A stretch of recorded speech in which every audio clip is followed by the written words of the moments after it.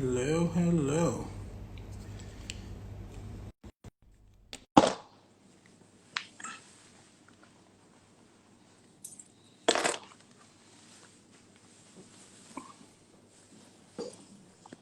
Hey, Hey, hey.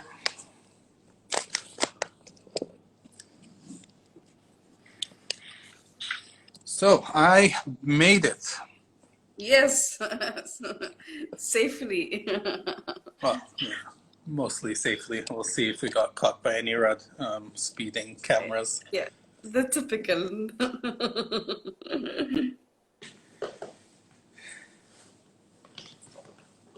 Okay, How was your so week? Good.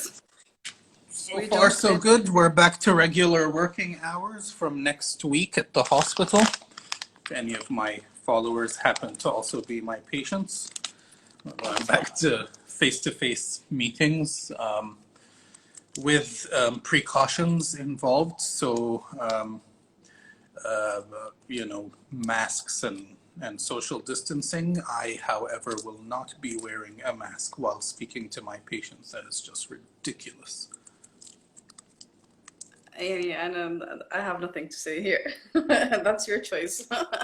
Yeah. Okay, so we jump into our topic for today, our famous request and the topic that people always bring up and ask a lot of questions, which is hypnotherapy. وما أدراك ما الhypnotherapy. Fantastic. It's yes, it's fascinating how always people find this topic very interesting. Uh, it was the same for me. Like I wasn't very aware of hypnotherapy until I actually had my sessions with you 2 or 3 years ago. And it's fascinating how it's a very simple tool yet a very powerful one. So we shall start, and we'll go with the typical question: what is hypnotherapy? Okay. So, huh, that is an interesting starting point. You know how I'm a complex being. I hardly know how to answer anything directly if it's not a yes or Yeah. no question. So there's actually three different levels, or three different perspectives that you can take, levels of analysis to describe what hypnosis is and to define it. On a highly technical level, hypnosis, I was taught, the definition I was taught is hypnosis is the bypass of the critical factor of the conscious and subconscious mind in order to install acceptable suggestions at the subconscious level. Confusing enough? Of course. So here's an easier way to do it. Hypnosis is communication. Hypnosis is the act of transferring information and it being accepted by the person that you're transferring to. So hypnosis is communication and influence, and that's the most general way to describe it. Now, hypnosis does have a certain image attached to it, or a bunch of things that are attached Yeah, I to was it. about to ask about that. I was just about to say, like, how come hypnosis has been having a lot of negative annotation around it more than, let's say, EFT or any other modalities, meditations, yoga? Like, why hypnosis, and why do people always have those endless questions and uh, So having it? hypnosis is far older than any of these. And the idea that questionable people exist has always outdated us. Whether it's leaders who send us all to hell, or salesmen who sell us shit, basically, steal our money, or influencers who drive us one way or another in life. Okay, hypnosis is far older, and hypnosis really starts out in history with having a positive connotation. The earliest traces of hypnosis go before uh, the early pharaonic times. Hypnosis was used in sleep temples and healing temples, or the idea of hypnosis can be traced back to these healing modalities. And then at some stage when the Judeo-Christian religion started to take hold and spread, hypnosis somehow um, was marginalized to some degree. And that's because it was more traditional at the time. And this is my personal understanding or my personal analysis of how it happened. So hypnosis was part of the old world. And so it was marginalized. So any healers and any of the old healing practices, anything that wasn't in line with the current times and the current understandings were taken to be, hocus pocus, to be evil, to be dealing with the devil, Yeah. you know. And then with the advent of new medicine, hypnosis did have a place. So all the way up into the 1950s ish, 1940s, hypnosis was used for medical treatments, actually for much more surgical treatments. Hypnosis was not a psychological intervention, it was a surgical intervention. Hypnosis was used for anesthesia. In order, and this was before the creation of the first anesthetics officially, and it was used for the purposes of surgery, for the purposes of the removal of pain, if you needed to cut an arm, to pull a tooth, or to whatever, do the various different things that you need to do, or you may need to do surgically. And until today, we still have a video that still circulates. It's pretty cool, about African surgeries, African shamans doing brain surgery, boring holes into people's heads. No anesthetic used whatsoever, just the power of the mind. And people having fascinating scars from that. But you see a traditional quote unquote witch doctor or traditional healer, whatever you want to call it, opening up the skull of somebody without the use of any anesthetic and performing a surgery, or performing what could be known as a surgery, at least an intervention involving cutting up, breaking out, cleaning out. Yeah. Traditionally not medical, and the person surviving for years after, and swearing that their problem, whatever that problem may have been, is resolved. Okay. Yep. So the idea is mind over matter. When it comes to defining hypnosis, it is the process by which we are influenced, the process by which we believe something, the process by which we actualize a thought process. Okay, so on the one level, hypnosis, technically speaking, is the bypass of the conscious, is of the critical factor of the conscious mind in order to install acceptable suggestion to the subconscious mind. Lots of things we can go into to define over there. But what that means is influencing somebody to believe something and to make it true for them. For example, I'm going to cut up your skull and you're not going to feel a thing. Or I'm going to pull out your tooth and it's not going to hurt. Or I'm going to, amputate your leg, or remove a testicular tumor, or I'm going to drive a needle through your arm and it's not going to hurt. And those are some of the physical manifestations that can be done by suggestion. Okay.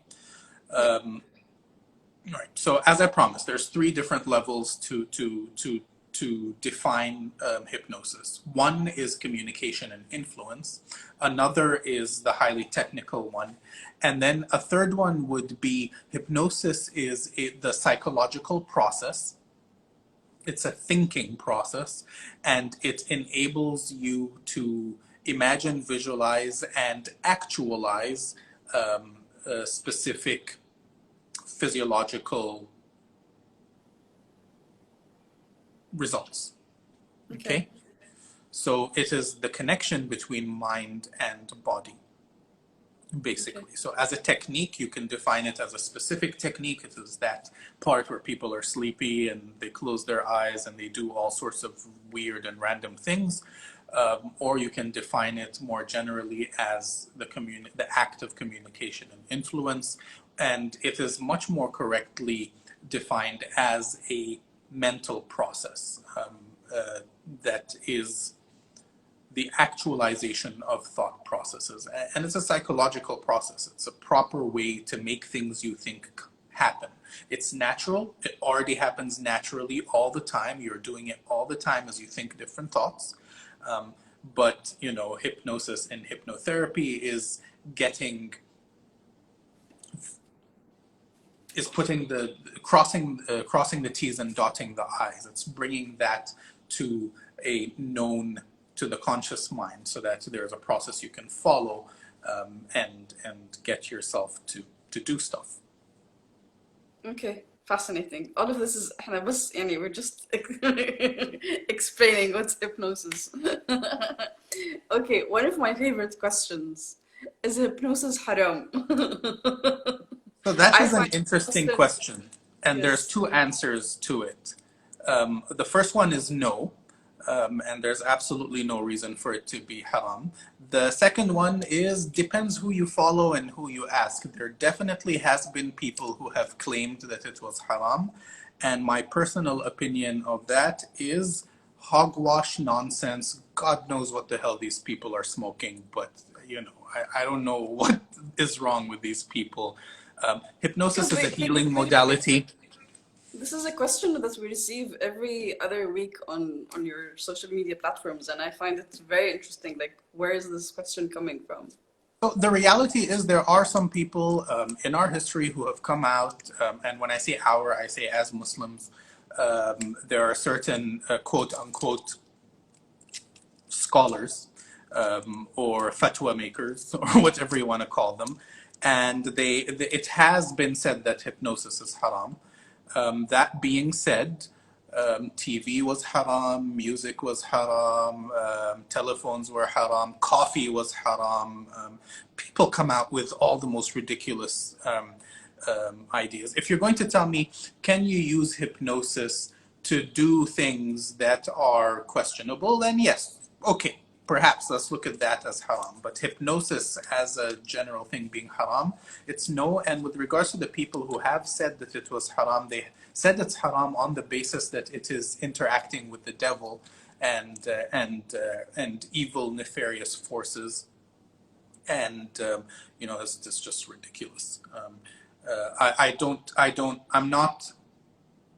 I'm not politically correct about the topics of religion and magic and hypnosis anymore.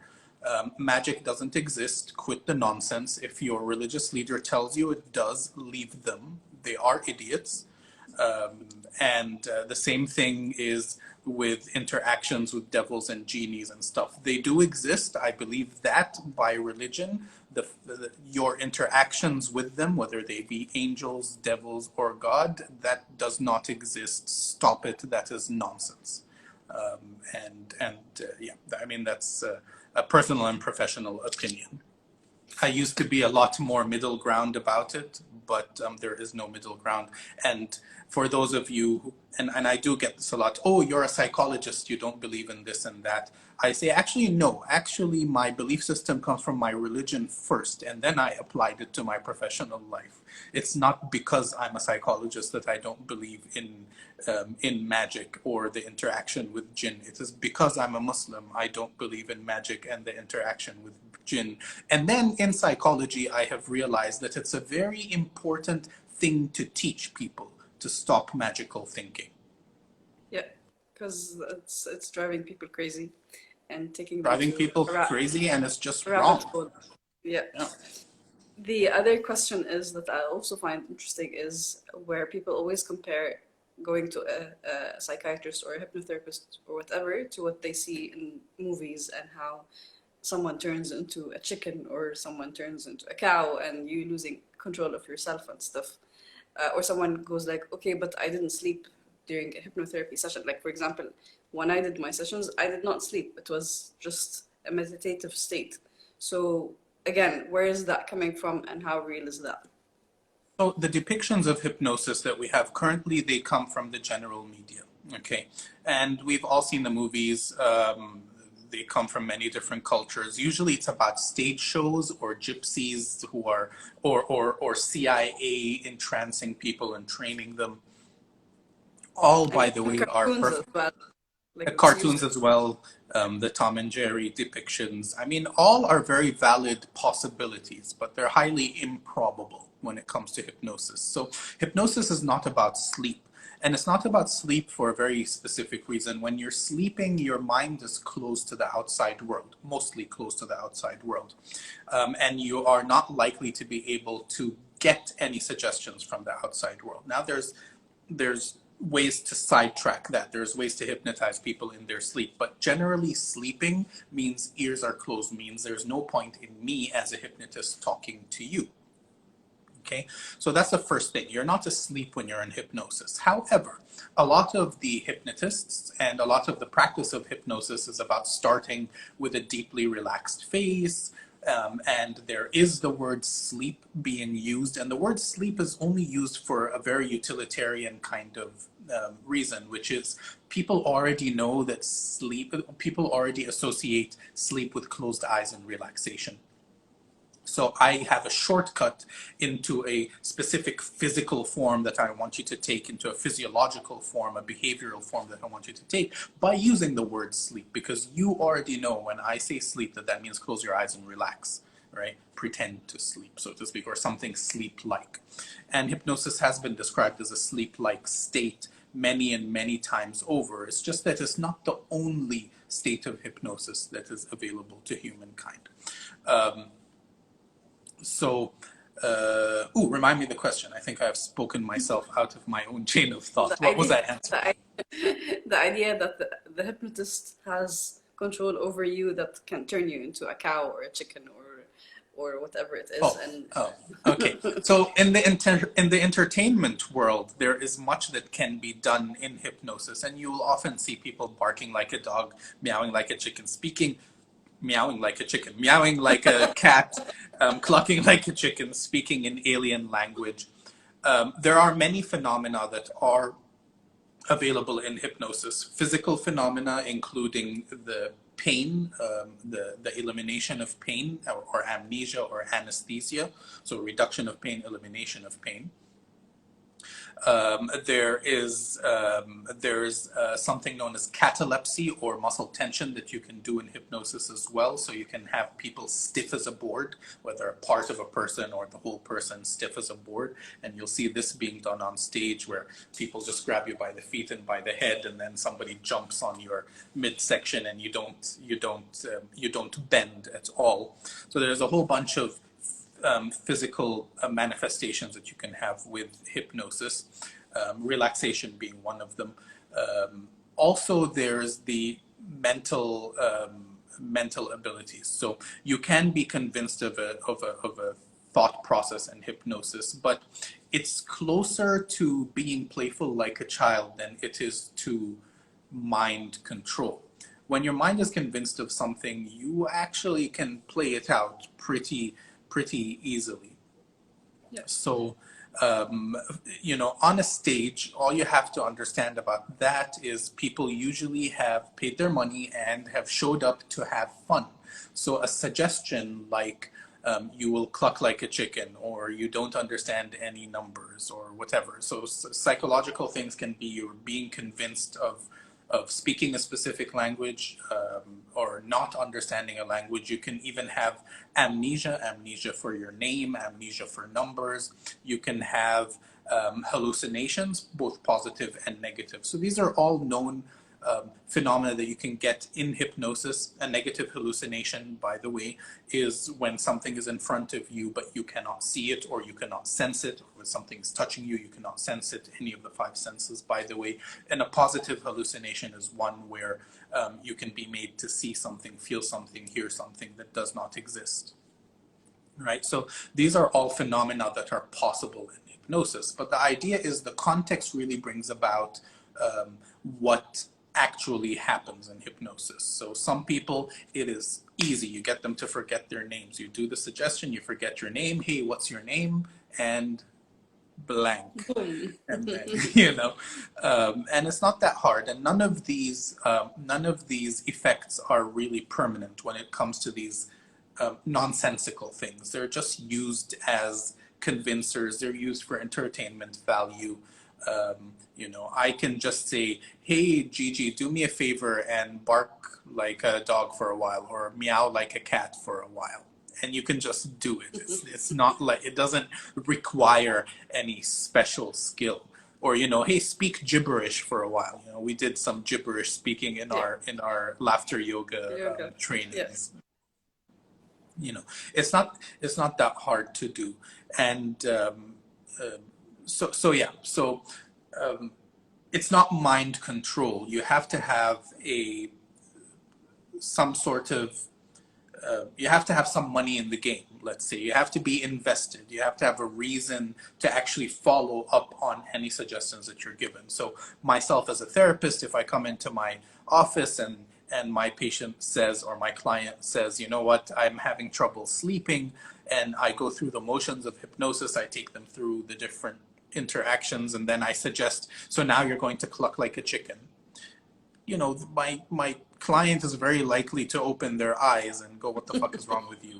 And give me my money back and leave. Right? So it's not likely to happen. On stage for entertainment, though, cluck like a chicken, speak like, have into an alien. And that's not to say that people are pretending either, although it's a possibility. You can be convinced it would be a genuine phenomena for you. Yep. Okay? But context is key in everything. Okay, let's go like more serious and talk about, okay, what can hypnosis be used for, and what does it do, and how does it benefit us as like on daily basis and with our mental health and so on. Okay, so first of all, there's like 149 uses for hypnosis documented, whether they be medical or health related. But I'm going to focus on the psychological. From a medical standpoint, you can do it to take care of pain and discomfort on a physical level. When it comes to mental health and hypnosis, so what you can do is you can use hypnosis as a tool when you're doing therapy with patients. And just like you can convince somebody on stage that you don't feel any pain, or you now speak gibberish, you can convince someone in your office that the experiences they've been led through are better viewed through a certain lens or through another lens. And you can influence them to begin to reconsider the things that they've been through so that they don't have any traumatic value to them anymore. Okay? So when it comes to hypnosis, you can use it as a tool to relieve trauma. You can just go back into memory. One of the possibilities in hypnosis is to relive information. So to relive experiences that you've gone through. Now, the definition of relive can be argued, and it is a spectrum from a total revivification to more of a third person kind of just remembering. But basically, you can revisit your memories, you can revisit the experiences that caused specific understandings and specific associations, behavioral manifestations to you, and you can repurpose them. You can change the perspective, or you can even change the specific details of the experiences themselves.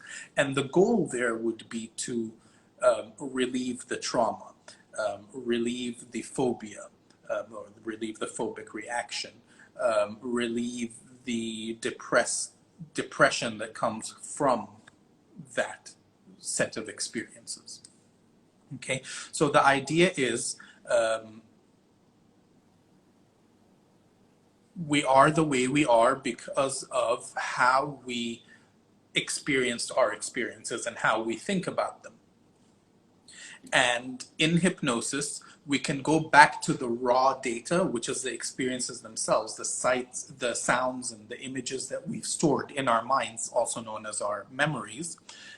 And we can modulate the reactions that we've had to those sounds and sights, visions and sounds in our minds or memories, which are also known as feelings. They're the physical reactions. And we can do that by modulating the perspective that we have, kind of playing around with it. You might experience those in rewind, for example. That's known as a rewind technique. It's been made more famous through NLP understandings. But you can use hypnosis to basically rewrite the hard drive, right? So if you imagine that your mind has a memory store, and these memories are stored in a specific sequence, and you know, you push the button, it gives you a specific reaction, you can actually rewrite the memory itself, or you can change the reaction. So you push the button and a different reaction comes out for you. Okay, so can we give like real examples of, let's say, I don't know, smoking sensations, or what can we use hypnotherapy for something that we go through on a daily basis? Okay, so smoking cessation is an interesting example to choose because it is two things. It is getting rid of bad habits and building positive habits. So what you would do in a smoking cessation session, technically, and by the way, you can have somebody quit smoking on a single session, all right? First, you want to explore the reasons for smoking cessation. And different people are motivated by different reasons for smoking cessation, and a good hypnotist is just going to capitalize on the real reasons that you bring into an office, right? Some of our training says you can't make somebody change. So if they come because their wife told them they have to stop smoking, or their mom told them they have to stop smoking, that's not going to work. The idea is really hypnosis is a way to package some information, an end result, to package it in a way that's acceptable to the mind, so that the emotions, the subconscious mind, or the emotions and memories go in that direction of stopping smoking. So when you're talking about smoking cessation, you start with looking at the reasons why would you want to stop smoking. You list those, you accept them as they are from the client, okay? And then you have a series of negative associations. So when was the first cigarette you've had? What is the habit? How do you smoke? How many cigarettes a day do you have? Which cigarettes are you aware of? Which cigarettes kind of just go down the drain, you're not even aware of? It is a habit. There's a physical component, a behavioral component to smoking, which is actually much more powerful than the nicotine component or the addiction to nicotine, because nicotine is a baby drug. It's really ridiculous to claim that you're addicted to nicotine. The psychological addiction is far stronger than the nicotine addiction, which may exist, and there is a way to figure out whether you're addicted to nicotine or not. If you can sleep 8 hours without waking up in the middle of the night because you need to smoke, then you're not addicted to nicotine. Right? Or you can fast for like 16 hours without smoking, or for 15 hours. In order to actually be able to call yourself a nicotine addict, you would need to be taking ridiculous amounts. I mean, more than 5 packs. I don't know what the number is, but like, we're talking about stupid amounts of smoking. So much so that you can't sleep 5 hours, 3 hours without waking up in the middle of your sleep itching for a cigarette, right? And some people do exist like that, but 99% of smokers are not addicted to nicotine. It's a psychological addiction. It's a behavioral addiction, okay? So we have associated comfort with smoking. So a lot of people will say they smoke when they're bothered, when they need to calm down. We have associated working with smoking. A lot of people smoke when they're working, or when they need to focus, or when they're doing their assignment, or studying, or whatever. We have associated smoking with pleasures like eating and sex, right? So a lot of people must have that cigarette after they do the dirty, and other ones must have that cigarette after they've eaten. We've even associated smoking with toilet habits. So I'm going into the toilet, I'm taking one of the most important cigarettes for one of the most important smoking sessions for smokers is the one you smoke after you have relieved yourself, after pooping, basically, or during pooping, right? So basically we begin by uncoupling a lot of these associations, and the associations are just built by habit.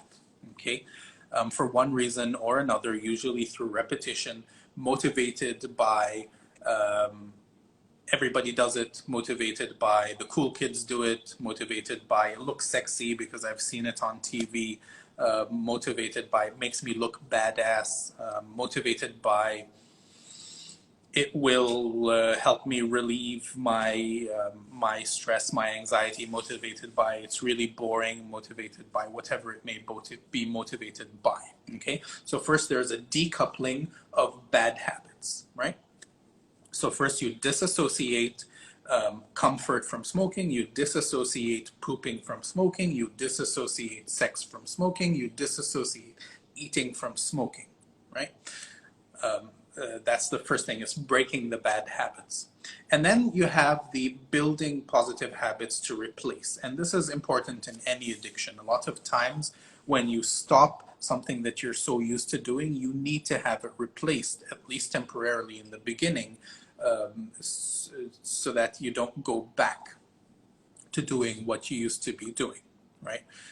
In the case of smoking, usually it's drinking water or practicing deep breathing or going out for a short walk or something, right? Moving your body. And so first you decouple, you suggest that you go back to that first cigarette you've had, for example, in the mind. It's a journey in the mind. And you enhance the experience that may have been most people's first smokes, and first 10 smokes, by the way, were disgusting one way or another. The body would have reacted. There would have been choking. There would have been like a flavor that, most people will report that the first cigarette they had was pretty disgusting. So you can go back to that and you can highlight the disgustingness of the situation, bring up that emotional value. You take a ride on that and you use that as a motivation to decouple smoking from the rest of the activities, and then you replace with drinking a sip of water or having some juice or whatever. Some people have cigarettes with their coffees, by the way. In the Arab world, at least, it's coffees go with cigarettes. So, you decouple things that have been associated in your mind through conditioning, just because you've done it so many times. You go at the original motivators. Sometimes there's a bit of re-education. I am cool regardless of what I do, or smoking is not cool. Sometimes consciously you have the thought, smoking is dangerous, smoking is disgusting. Sometimes you'll even have like 10 years of your wife or partner or whatever telling you, oh my God, that's nasty. It just doesn't really stick on a subconscious level. There's no emotion attached to that. So you can use hypnosis to go in and and like intervene on that level. And then it's building of good habits. Okay, we have someone here asking about losing weight through hypnosis. And going back to the cigarettes one, is what if a person can't remember their first cigarette? How would they get around that?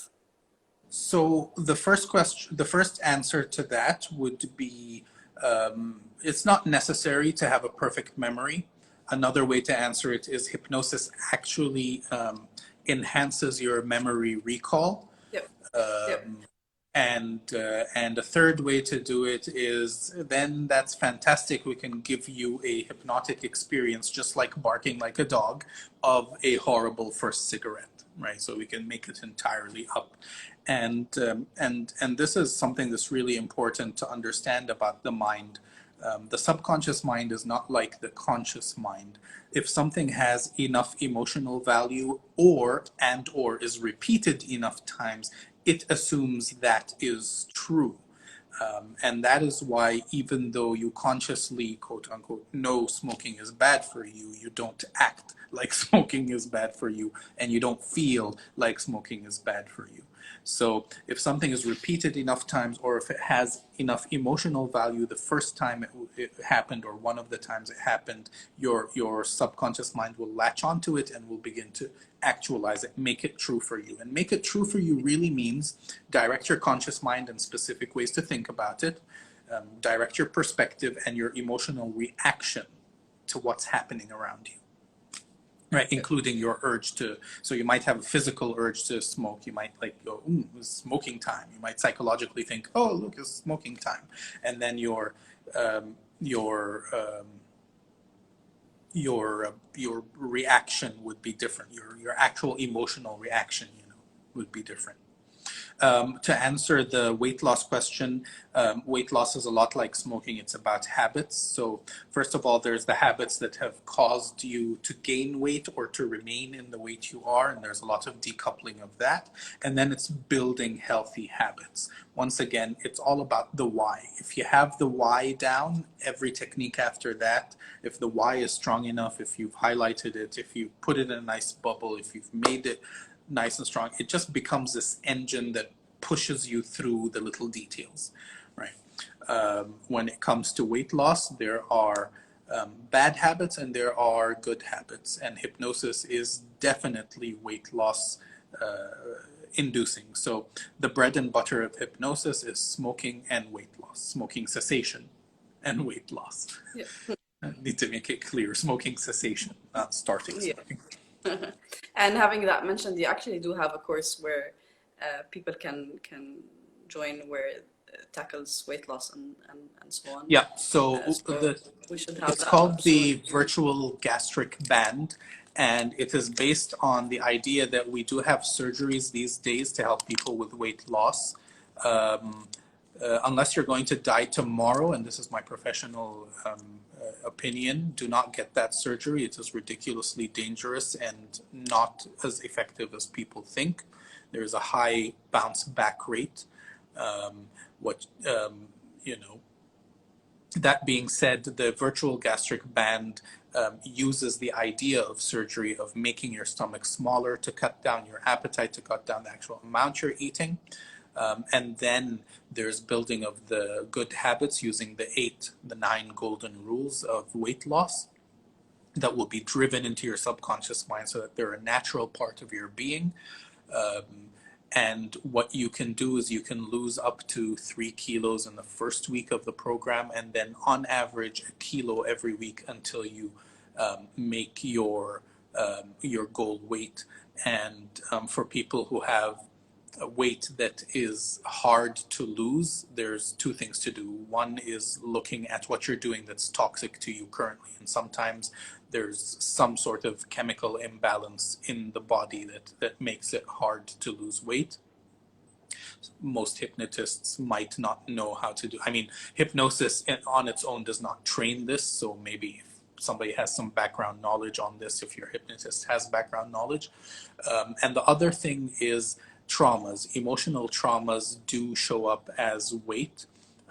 And usually it's physical abuse and sexual abuse that shows up as excess weight that is sticky on people.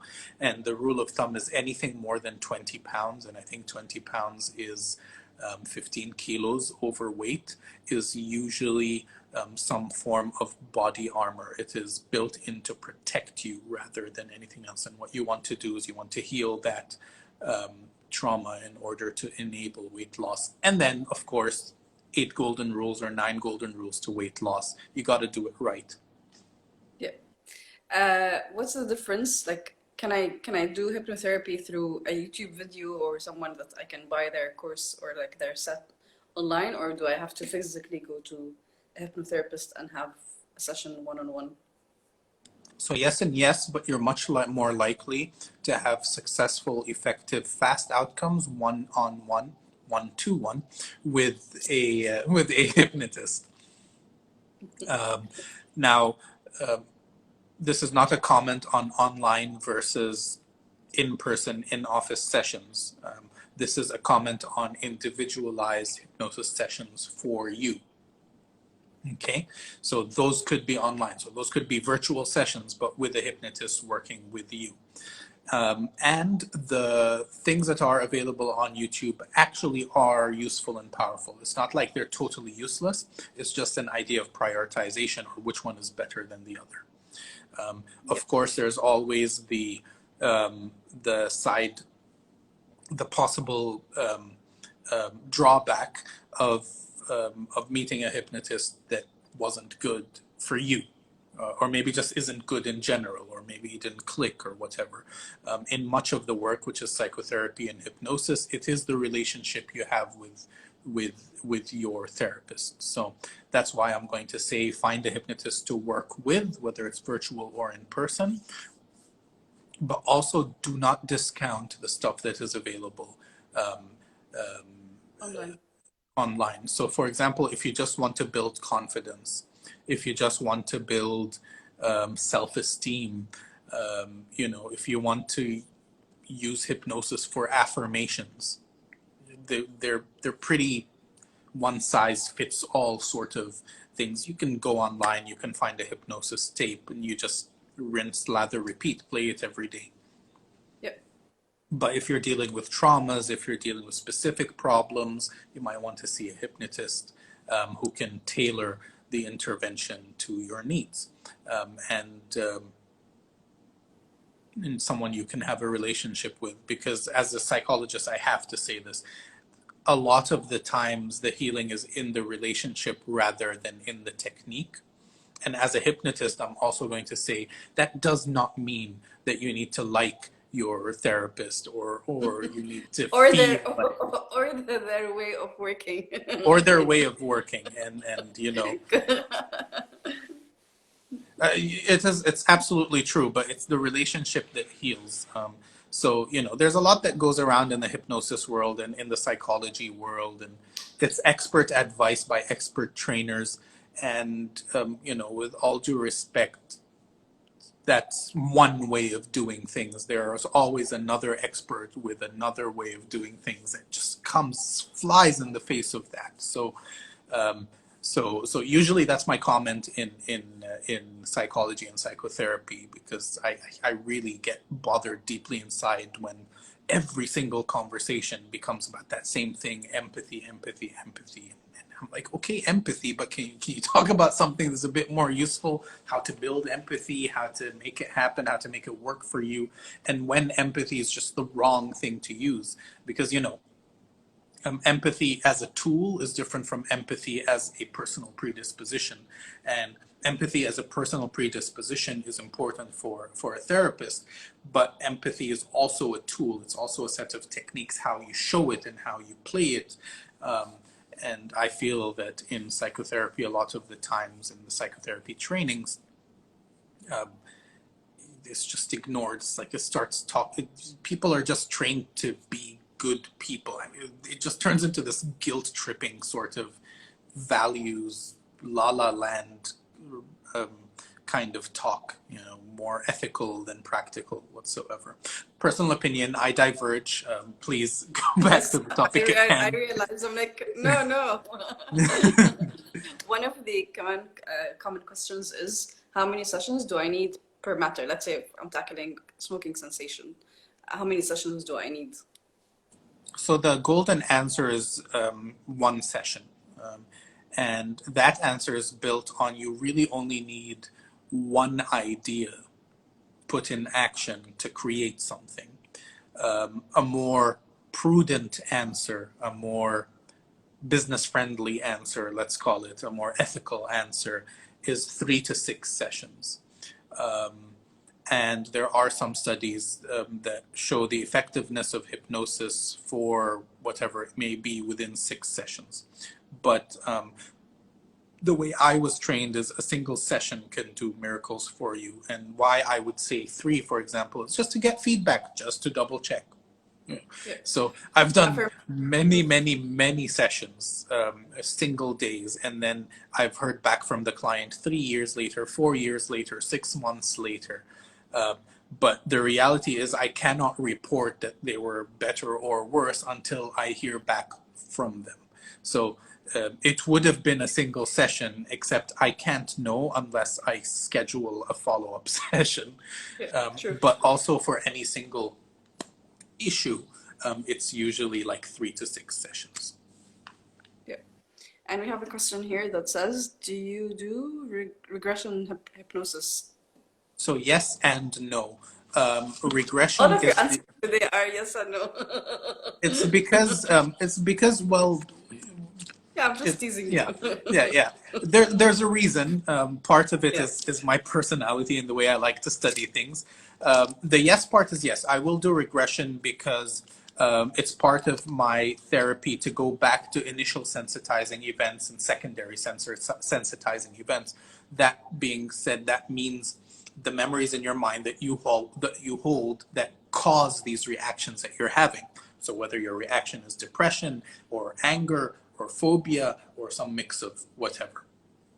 Okay, so there is a component where you go back to these memories and you revisit them and you reprocess them. But also, I don't think regression is necessary for all sessions. And sometimes what I'll do is I'll just work from a positive perspective and I'll just build a new personality altogether without dealing with the negativity and the things that caused the negativity. And that just depends person to person, case to case, and how I'm feeling on the particular day.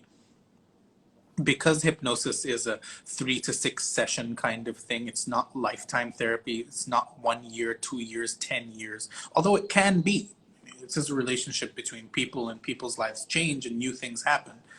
But because it's 3 to 6 sessions, you can really play around with it and get the results that you are looking for in more than one way. And hypnosis really enables you to say there's more than one way to skin a cat. Because although I don't know why you'd want to skin a cat, but No. the idea is once you've entered a state of focus, a quote unquote hypnotic state, then the idea is that the suggestions just need to be acceptable. So if you'll remember, I defined hypnosis in the beginning technically to be the bypass of the critical factor of the conscious mind. And what that means is we have a whole set of ideologies and beliefs and knowledge that lead us to believe that one thing is possible or not. And we can bypass that critical part of our mind. And that's what happens. Any information that goes through bypasses the critical factor of the mind. It can bypass it because it's already acceptable to you, right? So that's one way. Or it can bypass it because it was packaged fantastically. So I can overload your conscious mind. I can give you a 2 hour boring lecture and slip in that 2 hour boring lecture the message, believe me, believe me, believe me. Eventually, you're just going to believe me or fall asleep. So I can overload the mind, and I can use a whole bunch of things like emotion or just a shock induction, let's say, to get you in a hyper focused state so that information is scrutinized less or criticized less likely to be rejected by the mind. Once you're in that hypnotic state, quote unquote, so a state of acceptable suggestions, then all I have to do is give you the story that works for you. Sometimes that's a direct command. You're not a smoker anymore. So you are not a smoker and you'll remain a non-smoker for the rest of your life. Say that 15 times in a row, 1, 2, 3, you're wide awake, and that could work. And other people need more of a story form, and it would sound something like, and you'll realize in the next few days as you spend time with your wife, she gets closer to you because she feels that you smell nicer, and when you're having your intimate times, she's more smiley, and part of her sort of just as happy that you did something because she told you. And as your kids watch you, and you gain that confidence to know that you were strong enough to stop this, and they watched you and they've modeled your behavior, they know that they can do it too, etc., etc. So sometimes you want to package it in a long metaphorical story, and sometimes you can go direct. But once you have the focused state of attention, it's all about acceptable suggestion after that. Okay. So, last thing, as you suggested, we relate this session to last week's session, which is social anxiety, and how can we tackle social anxiety through hypnosis. So social anxiety is a topic that I wanted to talk about. And that's because I have noticed in my modest experience that there's a lot of people who are turning to psychiatry to help them with social anxiety. And there's an argument to be made for generalized anxiety. There's another argument to be made for phobias, specific or non-specific phobias, panic reactions. I would still say don't go to psychiatry, go to a hypnotist or a psychologist. Do not take a pill for these problems. But when it comes to social anxiety, I mean, but those problems could be arguable. You could say, no, you know what? When it comes to social anxiety, there is no argument there. There is no pill that makes you comfortable in social situations. It's a very specific issue that you have, and it's because of a form of thought that you have.